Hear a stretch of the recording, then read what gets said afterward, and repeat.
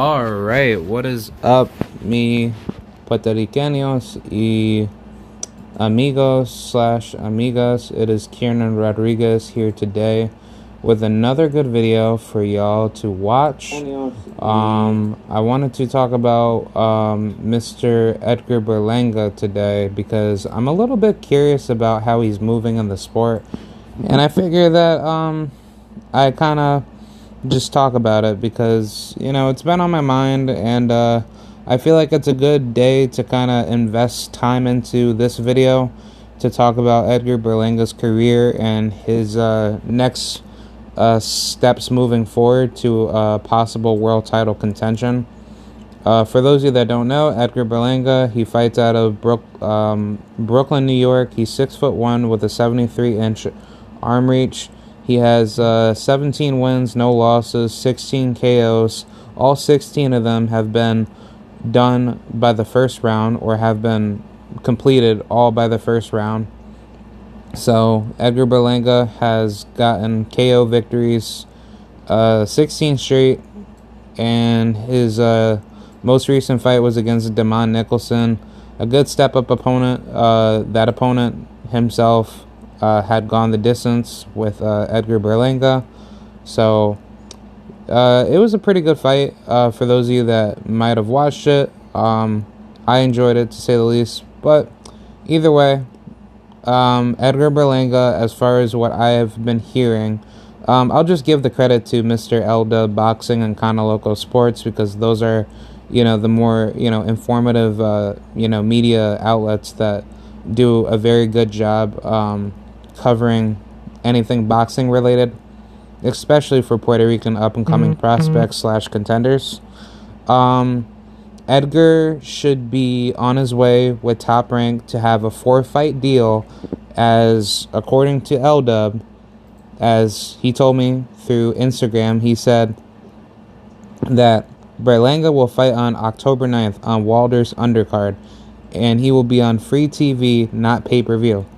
Then he will return on December 11th on the Lomachenko undercard, and then he'll return in March in Puerto Rico, and then New York City in June.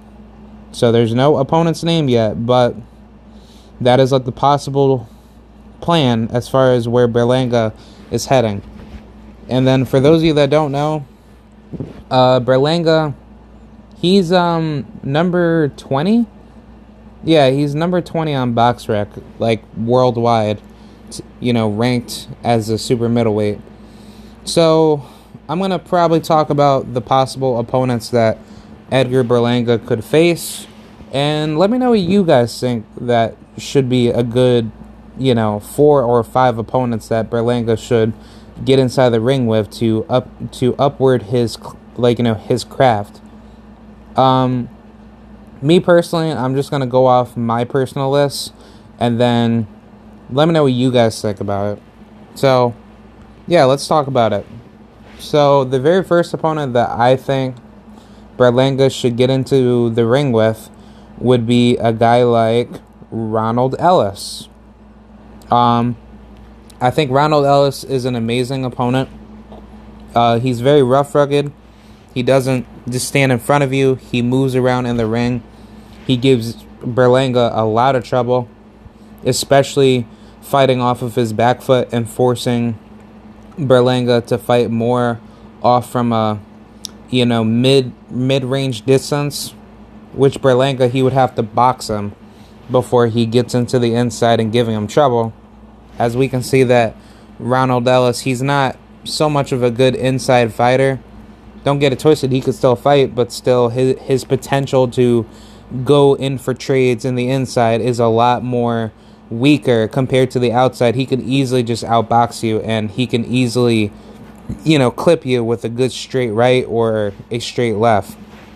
And I mean, Ellis, he's a orthodox, so I mean, you know, how Berlanga's style and his style would match up. I think that would be a really, really good fight. And I think that fight should be number 1 if I'm matchmaking that next fight. The next opponent could be Mr. David Morrell. See, now, this might be a little bit too early because, one, David Morrell, he is 23 years old. He is the WBA regular champion.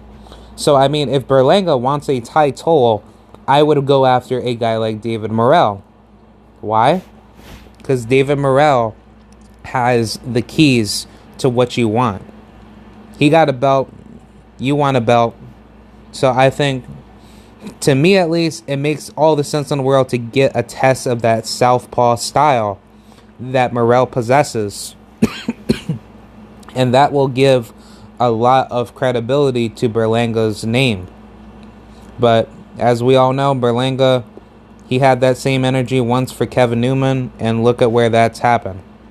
You know, he's nowhere to be seen to knock on Kevin's door to say, hey, I want to mess you up, blah, blah, blah, you ain't shit, you know, come fight me.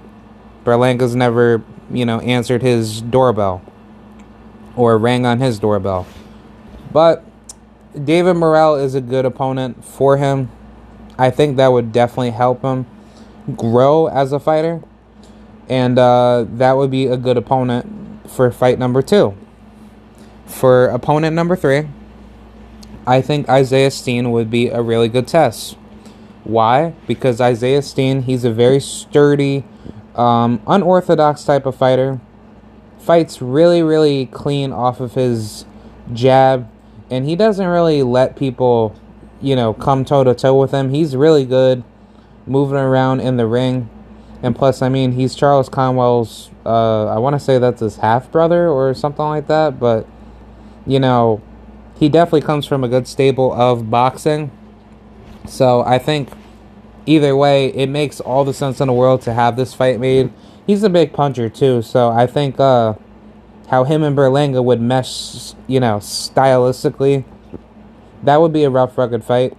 You know, if anything, he kind of fights similar to Kevin Newman in a way. I think him and Kevin would have a much more interesting chess match, but Isaiah and Berlanga would be a really, really interesting fight.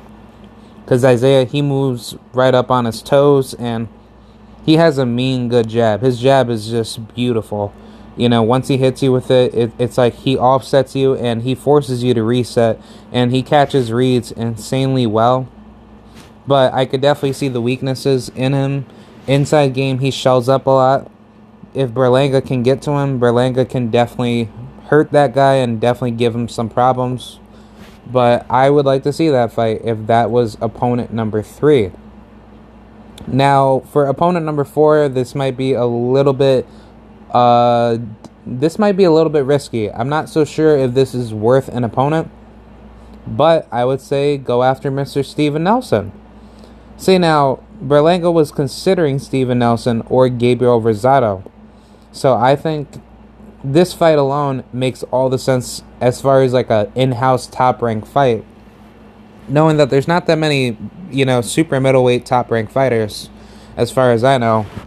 You know, I could be wrong on that. But still, if Berlanga wants to get that experience to be ready for a world title bound fight, I would definitely go after a guy like Steven Nelson. Because one, Steven Nelson, he is a huge puncher, and he does not give you any breathing room to think. And he has just all the tools in the toolbox to pressure you. Because, you know, stylistically, he's an inside fighter. He has massive arm reach. He has a 75-inch arm reach.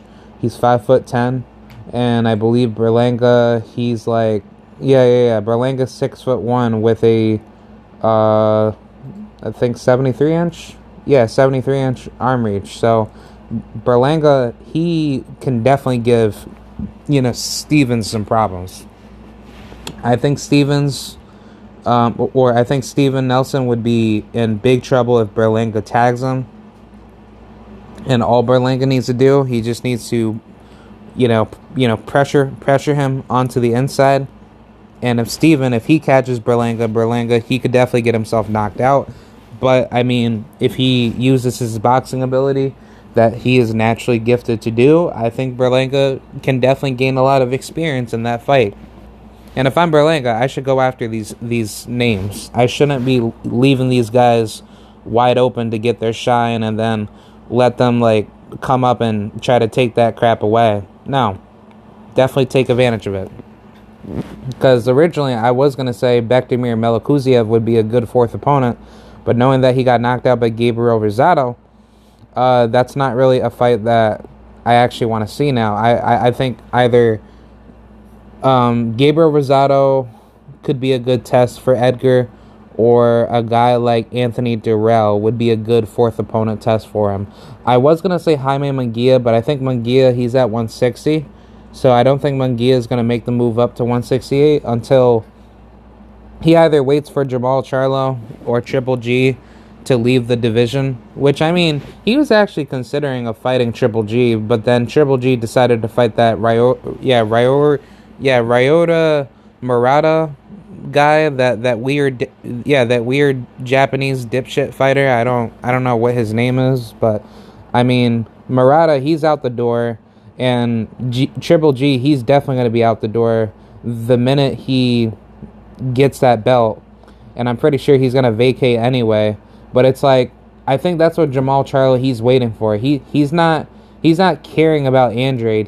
I kind of feel like Jamal, he's ducking Andrade in a way, but to Jaime's perspective, he's going to either wait for Charlo, because like we already know that he ducked Andrade, so that's not something that I'm going to respect Jaime for, because, you know, he should be a true Mexican warrior, and I have a lot of respect for you, Jaime, but you should have took that fight. I would have taken it, you know, me personally, just to get the experience, and hey, if I win, then you win, but if you lose, you lose. But I guess to Jaime's credibility, he wants to keep that O protected, and I don't blame him, because, you know, he doesn't have the manhood to be ready as a world champion. But at least be honest about it, to say I'm not ready for Andrade. I feel like my skills are not there. And I mean, you know, if you had said that, I definitely would have respected him a lot better. But it's like, for him hiding that away and letting me find out about it, that makes me a lot more angry, because it's like, I had a lot of respect for Jaime Munguia, but now it's like, you know, I'm starting to like lose a lot of respect for him, because it's like he's not doing anything at 160 now. Yeah, good. You got a title fight, or you got a title at 154. So why didn't you unify at 154 after you had beat Saddam Ali, right? Well, guess what? Andrade, he was there at 154. Like, you know, the minute, you know, he got his belt, and I'm sure Andrade, he moved up to 160 after he had, you know, defended his titles several times, and then he's like, well, screw this. Canelo, he's going up to 160, so I'm going to go up to 160. That's really why Andrade moved up to 160. So, to Jaime's perspective, he basically took the right opportunity to fight a guy that was tailor-made, or stylistically just, you know, it was such an easy fight for him to win, so he took advantage of beating Saddam Ali. So, okay, congrats. I mean, still, it's not like Saddam Ali is a bad fighter. He did what he had to do back in his day, but still, Jaime Munguia still could have fought all the other champions when he had a belt coming into 154. So, I mean, either way, I mean, it doesn't matter to me. I just think, like, Jaime, you know, he's really moving funny. But it's almost the same thing with Berlanga, and I kind of feel like with these four opponents, if he doesn't choose either of these four opponents, then there's going to be something shady right there. I mean, there was talks between Tyler Howard and Edgar Berlanga fighting each other, and I'm like, bro, who the fuck is Tyler Howard? Like, nobody knows who this guy is, but yet I guess he's a top-ranked fighter. And Tyler Howard said, "Hey, well, I'm not afraid of turning." I'm not afraid of turning that fight down. I'll fight him, blah, blah, blah. And I'm like, nigga, who are you? Who the fuck are you? Like, I mean, no disrespect, but it's like, nobody doesn't know who you are. And sadly, I don't think anybody would want to see that fight. Not to say that you can't beat Berlanga, but it's like, you know, when you look at it from a business perspective, like, wouldn't you guys want to fight each other when it's for a ranking contention spot? Not to just fight each other early in your careers. And then, I mean, me personally, I don't mind that fight, because, like, you know, I think Berlanga does beat him, but it's like, Tyler Howard has really not fought ever since he beat Keandre Leatherwood, and it's pretty sad, because it's like he hasn't really been that active. I could be wrong, but it's like, what is he doing to keep himself, active for his, career? So, yeah, that's pretty much what I had to say for that. But the fifth and final opponent that I think Berlanga should go after would be... Shit. Honestly, if I really want to go with like a killer, I would go with David Lemieux, but I feel like Lemieux would be too much for Berlanga. Or it could be a guy like Carlos Gongora, which I think that is awesome. Gongora, he's a southpaw like myself, and he is 6'1" with a 72-inch arm reach, and he is, his knockout rate is pretty high. He has a 75% knockout rate, 20-0, defeated Christopher Pearson and Ali Akhmedov. Like, these are two back-to-back big wins. I mean, like, obviously, like, they're not like the biggest names at 168, but they're definitely up there as far as their careers go. But either way, I think it makes all the sense in the world to do that. I mean, also, Carlos, he has, like, the IBO world title, so, I mean, go after him. If I'm Berlanga, at least you have a belt, so you are the world champion, but at least it gives you credibility behind it because you have a world title. So, yeah, that's pretty much what I have to say. This is more like a live stream video as far as how I feel Berlanga should be matched. But I think it makes all the sense in the world for me to talk about this, because if he doesn't do anything to fix it, then how can we say Berlanga's doing good? I think, I don't know. I think, honestly, it just makes no sense why these fights cannot be made for Berlanga. But we'll see what Top Rank does in the future, because I do believe Top Rank will eventually have to give Berlanga what he wants, because it seems like Bob Arum is going to make him into a star, which isn't bad, but still, we still have to see what he's about. And we'll go from there, honestly. I just don't think Berlanga is... I don't know. I don't think Berlanga really has that much time to really think about what he wants to do. And he really needs to be really quick on how he's moving in the sport. And, either way, he'll definitely be on his way, man, because, I do think he's a tremendous fighter, but you have to prove it to me, and I just can't be that type of guy to just... blindly, how should I say, dick ride for him and just say, he's that good, blah, blah, blah. No, like, you got to prove it to me. So, that's pretty much what I have to say. Let me know what y'all think about it. And, that's pretty much what I have to say, man. And, hopefully we can see what is going up. So... I'll see y'all later. Thank you very much. And for any more boxing updates coming, I will bring it onto the channel, and I'll see you guys. Thank you, and goodbye.